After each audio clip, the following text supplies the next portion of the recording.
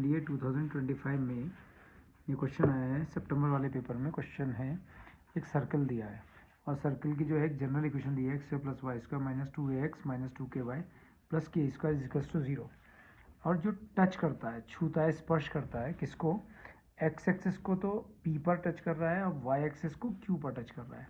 तो what is the value of P Q पूछ रहा है कि पी क्यू की वैल्यू क्या होगी, √2k होगी या 2k होगी या 2√2k होगी या 4k होगी।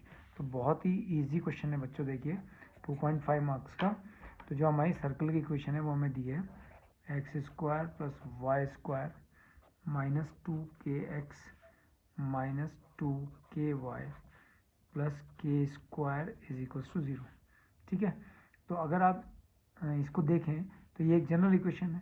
तो जनरल इक्वेशन जो होती है वो क्या होती है सर्कल की? X square plus Y square plus 2gx plus 2fy plus C is equals to 0।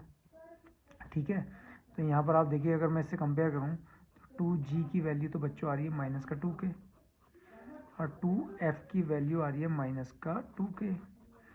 तो 2 से 2 कैंसिल हो गया, तो g की वैल्यू तो आ गई माइनस का k और f की वैल्यू भी माइनस का k। देख लिया। और यहाँ पर जो c की वैल्यू है वो है k स्क्वायर। तो जो इसका सेंटर होता है ना बच्चों जनरल इक्वेशन का, तो सेंटर जो होता है वो माइनस जी कॉमा माइनस एफ होता है।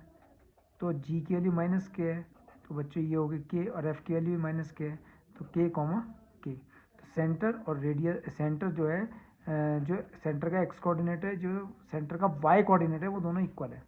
तो आपको एक बात तो पता ही होगी कि जब कोई भी सर्कल दोनों एक्सिस को टच करता है, एक्स एक्सिस को भी और वाई एक्सिस को भी, तो उसके जो सेंटर के कोऑर्डिनेट होते हैं और रेडियस जो होती है वो इक्वल होती है, मतलब सेम होती है बिल्कुल। जैसे कि मान लो मैंने यहाँ पर तो टच कराया सर्कल को और एक्सिस पर यहाँ पर टच कराया, तो ये हमारा बन गया सर्कल। तो इसने एक्स एक्सिस को तो पी पर टच कर रहा है और वाई एक्सिस को क्यू पर टच कर रहा है, तो ये इसका सेंटर हो गया। ठीक है, और सेंटर हो गया तो ये इसकी रेडियस होगी। अब हमें फाइंड आउट क्या करना है, देखिए बहुत ध्यान से कि जो सेंटर आया वो के कॉमा के आया है। ठीक है, अब रेडियस क्या होती है? रेडियस इसकी बच्चों के होगी। जब भी कोई सर्कल एक्स एक्सिस को और वाई एक्सिस को एक ही क्वाड्रेंट में टच करता है तो रेडियस भी क्या होगी? के, और ये भी के। ठीक है, अब मुझे फाइंड आउट क्या करना है? P Q. तो पी क्यू बच्चों ये है, डिस्टेंस है पी क्यू। तो एक आप देख रहे होंगे, एक हमें राइट एंगल ट्राइंगल मिल रहा है पी ओ क्यू। तो यहाँ पर आप भी देख रहे होंगे कि क्या फाइंड आउट करना है मुझे? What is P Q equal to, कि पी क्यू क्या है, what is P Q equal to, P Q की वैल्यू बतानी है हमें।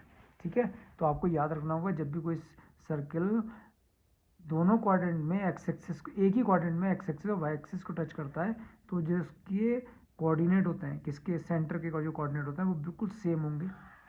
ठीक है, और रेडियस भी वही होगी, देखो क्या आएगी। अब आप कहेंगे रेडियस कैसे क्या आएगी? मैं आपको रेडियस निकाल के दिखाता हूँ। अंडर रूट के अंदर आप जानते हो कि जो जनरल इक्वेशन है उसकी रेडियस क्या होती है? G square plus F square minus सी।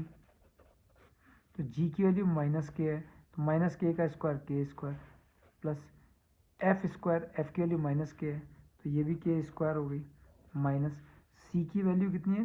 के स्क्वायर, तो सी की वैल्यू के स्क्वायर, के स्क्वायर से के स्क्वायर कैंसिल हो गया, तो यहाँ पर रूट के अंदर के स्क्वायर ही बचा और वो कितना हो गया? के। तो रेडियस की आई, तो मैंने तो पहले ही आपको बताया था कि के आएगी। एक राइट एंगल ट्राइंगल हमें मिल रहा है P O Q, in right angled triangle, समकोण त्रिभुज पी ओ क्यू में। तो आप देख रहे होंगे कि P Q square is equals to, P Q square is equals to P O square plus O Q square.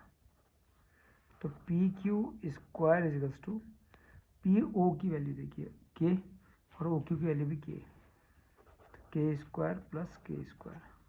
तो पी क्यू स्क्वायर की वैल्यू आ गई 2k स्क्वायर, तो पी क्यू की वैल्यू आ गई √2k स्क्वायर। तो पी क्यू जो आ गया बच्चों आ गया √2 और ये हो गया के।